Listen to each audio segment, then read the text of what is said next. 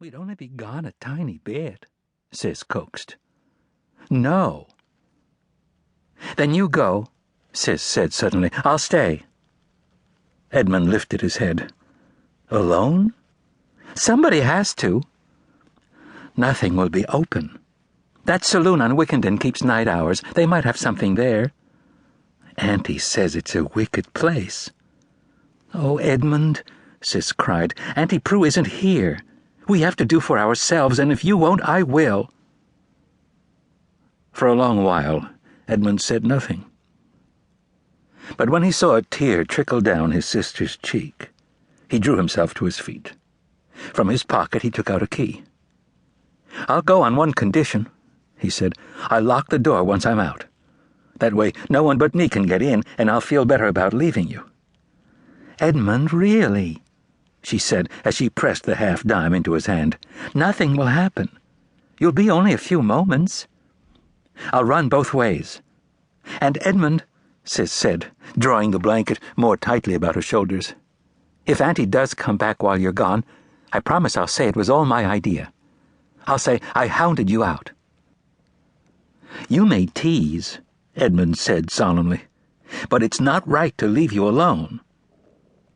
Sis tried to keep from smiling. Mustn't worry.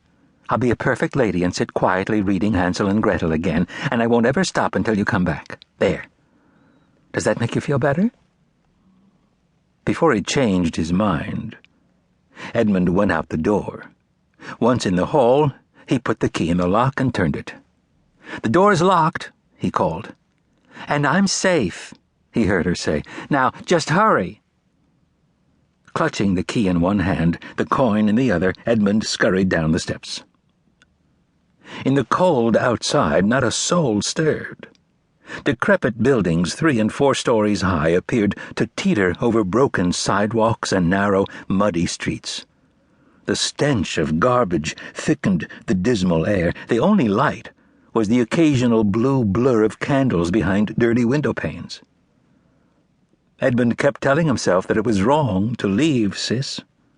Hadn't Auntie warned that this city was full of danger for them? But then, they did have to eat.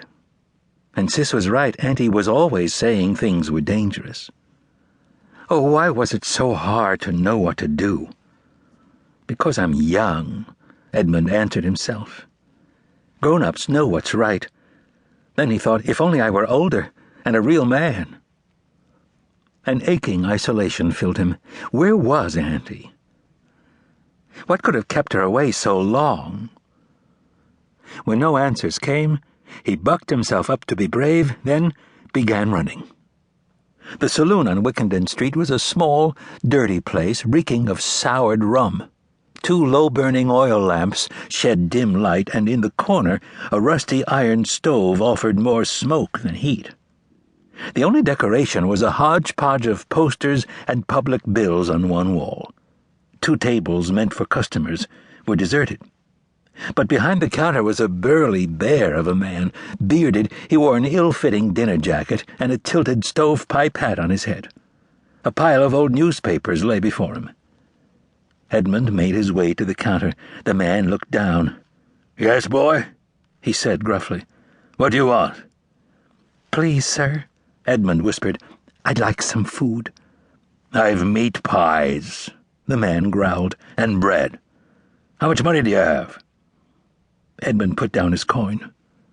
After studying it with a baleful eye, the man scooped the coin up. From below the counter he pulled out a loaf of bread, cut it in 2, wrapped 1/2 in a sheet of newspaper, then handed the package to Edmund. "There you are," he said. Edmund's heart sank. "Is that to be all?" he asked. "You're lucky to get that," the man told him. "Thank you, sir," Edmund mumbled, relieved that he had at least found them something. He raced out. He was still running when he turned into Ann Street. "Here, boy!" came a cry. Edmund stopped and looked about. Across the way he saw what appeared to be a very old man. He was quite bent over, covered with a coat and scarf which he'd wrapped around his face against the cold. Only his eyes and white hair could be seen. One hand held a cane. "Would you help me, boy?"